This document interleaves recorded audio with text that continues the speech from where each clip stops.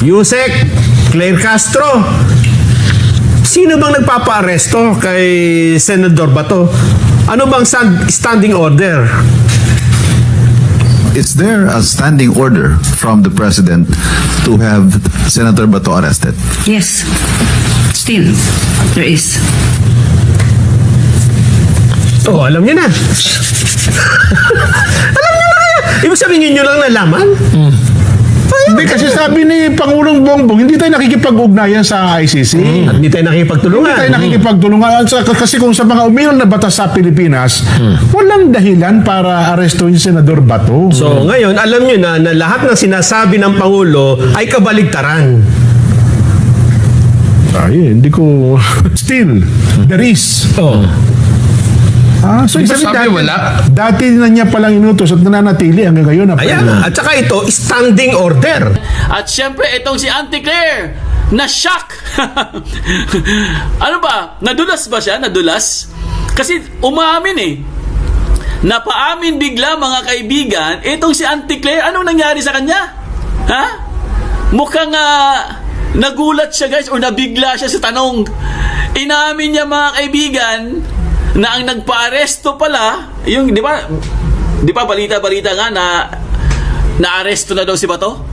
Sinabi niya mga kaibigan, umamin siya guys. Sabi niya, ang nagpa-aresto daw kay Bato ay inutos daw ni Bangag. Nako, huli. Huli ka, Auntie Claire. Oh. Isda, huli sa bibig. Sabi na nga ba eh. Alam mo kung bakit po ito binatikos? Nung sinabi niya ito mga kaibigan. Kasi, di ba paulit-ulit nga sila? Sinasabi po ng palasyo guys na wala daw silang pakialam, hindi daw sila nangingialam sa mga ICC, wala daw silang pakialam sa mga jurisdiction, hindi daw nila i-honor. Ha? Hindi daw nila papansinin ang ICC mga kaibigan. Pero, galing na po sa bibig. Ha? Galing po ito sa bibig ni Auntie Claire. Ang sinabi niya, ang pag-aresto daw kay Bato ay inuutos ni Bangag. Ayun, huli ka. Huli ka, Balbon. Puntahan naman po natin guys, itong si Auntie Claire. Nako, si Auntie Claire nadulas. Nadulas na si Auntie Claire. Pwede na nadulas? Nadulas na bagok. Hindi, nadulas. Oo. In-interview kasi siya. Oo, press con. Eh, syempre, ano tawag doon? Madaldal kasi, no? Madaldal si Auntie Claire eh. Oh, sa sobrang kadaldalan niya mga kaibigan, sinabi na niya. Ha? Sa sobrang kadaldalan ni Auntie Claire, nadulas. Merise, Gaba, buti nga sa'yo nadulas ka. Di ba? Kasi po, kaya po pinagtawanan siya guys. At taka naging kumbaga trending na nga ito eh. Itong balita na to trending na eh. Pinagtawanan siya ng pinagtawanan kasi nga every time po na may press con guys patungkol sa ICC, palagi niyang sinasabi na ang Pangulo daw hindi daw nangingialam. Oh, 'di ba? Palagi niya sinasabi 'yan. Kahit nga kasi 'di ba? Alam niyo 'yan ha? Palagi niya sinasabi na ang Pangulo hindi nangingialam sa ICC dahil hindi na tayo miyembro diyan. Wala tayong jurisdiction. Oh, 'di ba? Palagi niya sinasabi niyan. Kahit sa mga Interpol na 'yan. Oh, sabi niya, ang presidente po hindi po nangingialam sa Interpol. Hindi po kami nakikipag-coordinate. Wala po tayong coordination ang gobyerno sa Interpol at sa ICC. O di ba ang ganda pakinggan eh, no? Akala mo totoo eh. Kaso lang mga kaibigan, kanina guys, pumalpak. Umaamin. Umaamin ka rin pala eh. Sabi ni Beverly, magkasama kasi sila sa banyo ni Bangag kaya nadulas. Ay naku, grabe yan Beverly, grabe yan Uy, magkasama daw sila sa banyo guys. Si Bangag at saka si Lisa Tanas. Si Auntie Claire kaya nadulas. Nako, chismis yan Beverly, chismis yan So mga kaibigan, ulitin ko sa inyo guys. Sabi niya, hindi po kami makikipag-coordinate, hindi po namin papansinin ang ICC, hindi po kami makikipag-collaborate sa Interpol or sa Interpol, no, yung pulis ng Pangkalawakan. Wala po kaming ibibigay sa kanila dahil hindi na po tayo miyembro ng ICC. Wow, galing talaga lang sinungaling ka. Sinungaling talaga tong Anticlear to kahit kailan eh. Hindi daw sila makikipag-coordinate. Ha? Yung mga anchor ng Net25 hindi sila makapagsalita. Natatawa na rin sila, mga kaibigan. Kasi umamin talaga siya. Isda huli sa bibig. Huli ka, Balbon. Para ka rin si Triniling. Si Triniling ganun din, palagi nadudulas yun, palagi nahuhuli sa bibig. Sabi ko sa inyo, mga kaibigan, kaya nga siya pa nagtawanan Kaya ito, guys, nag-trending na siya. Kasi tawa talaga ng tawa ang mga tao sa kanya. Kasi napakaano niya ano ba tawag doon? Taklesa ba tawag doon? Taklesa? Kasi guys, paulit-ulit niya sinasabi na hindi tayo nakikipag-coordinate, wala tayong pakialam sa ICC. Tapos ngayon sasabihin mo, isang tanong lang, sasabihin ka ganyan, opo. si Bangag ang nang utos sa pag-aresto, opo. Ay nako, walang kwenta ka talaga, Anticlear.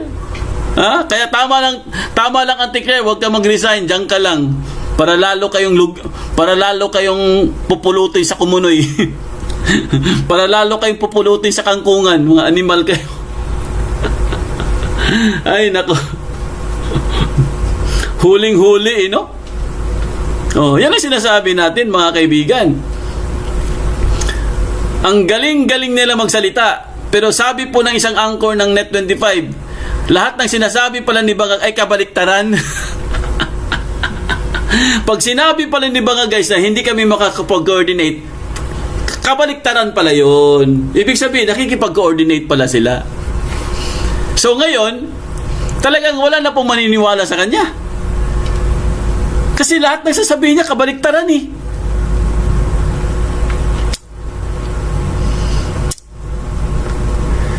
Diyos mio, Marimar. So yan po, mga kaibigan, kayo na pong bahalang humusga, guys. Kung ano po masasabi nyo dito kay Anticlear. Ang sarap kasi panoorin, yung para bang, nakita nyo ba yung mukha niya? Nakita nyo yung mukha niya ni Anticlear? Kung paano nagbago?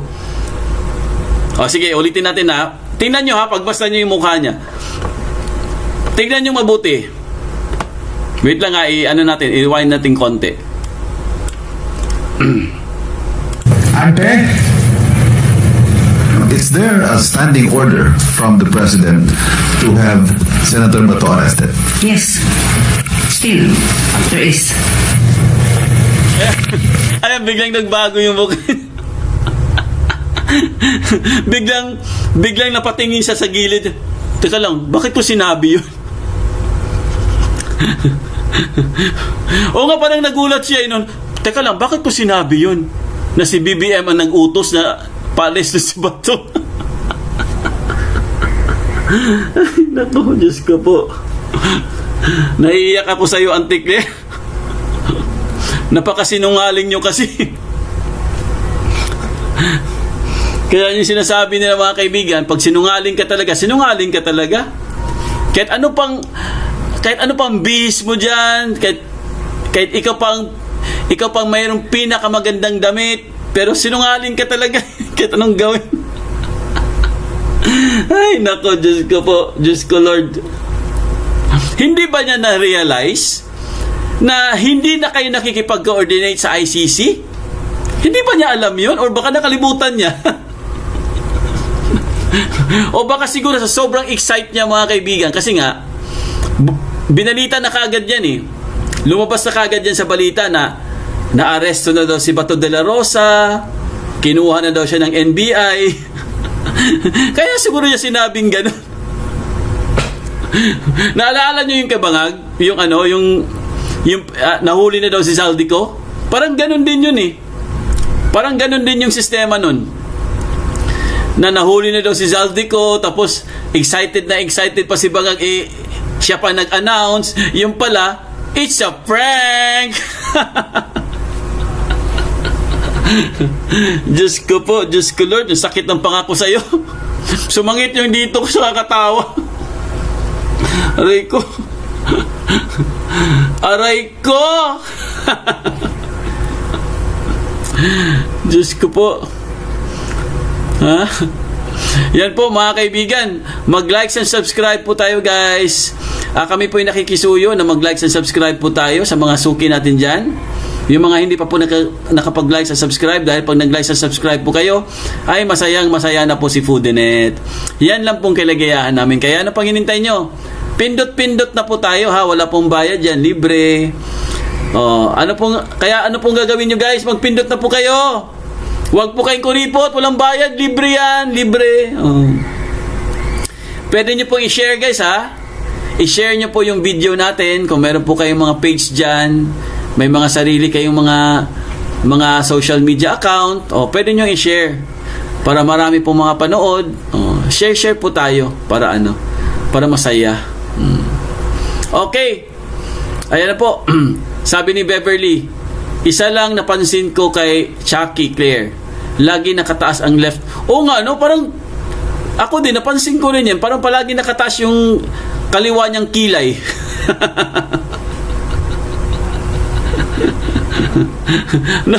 Napansin nyo?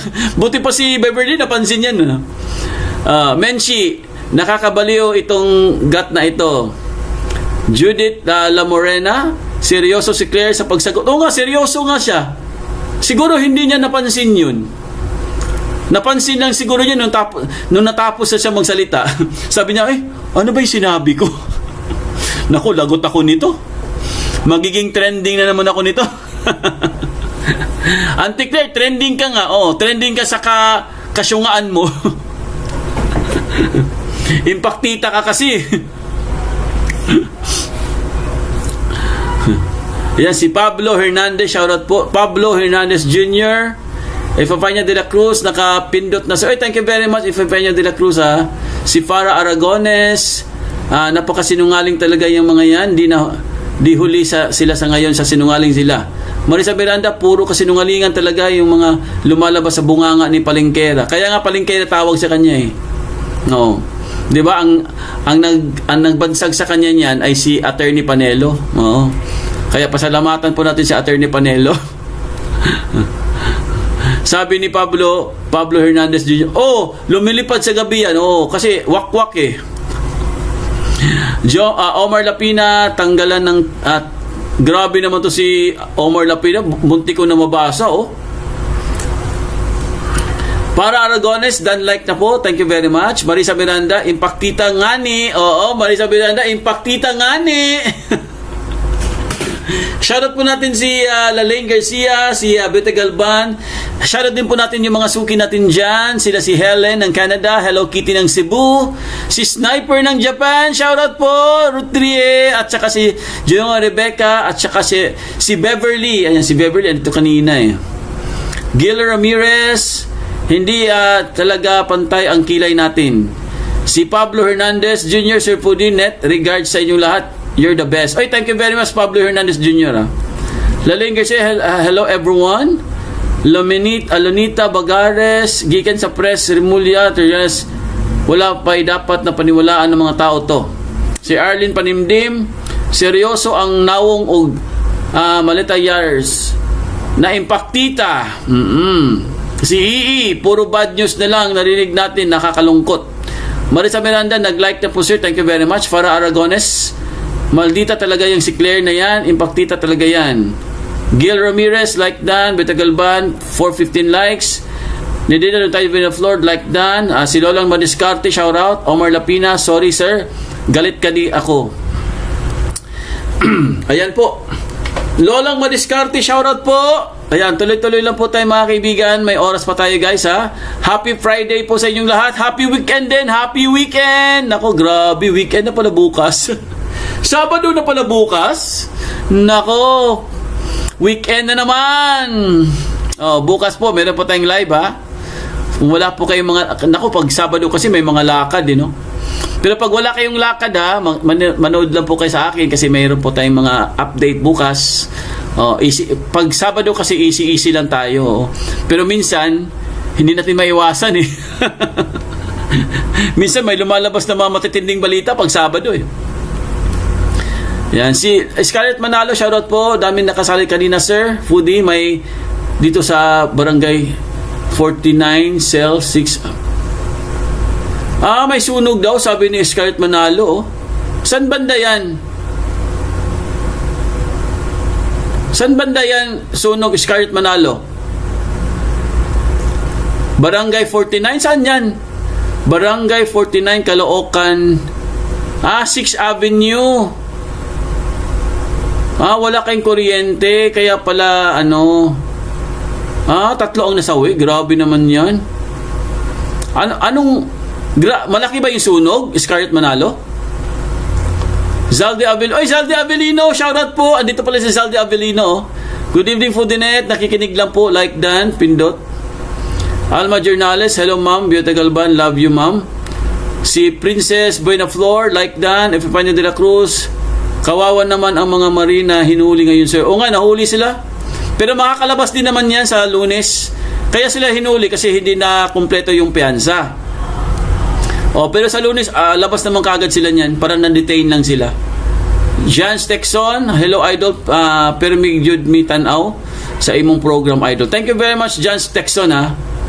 Nadina lang tayo bin the floor. Good evening everyone, good weekend.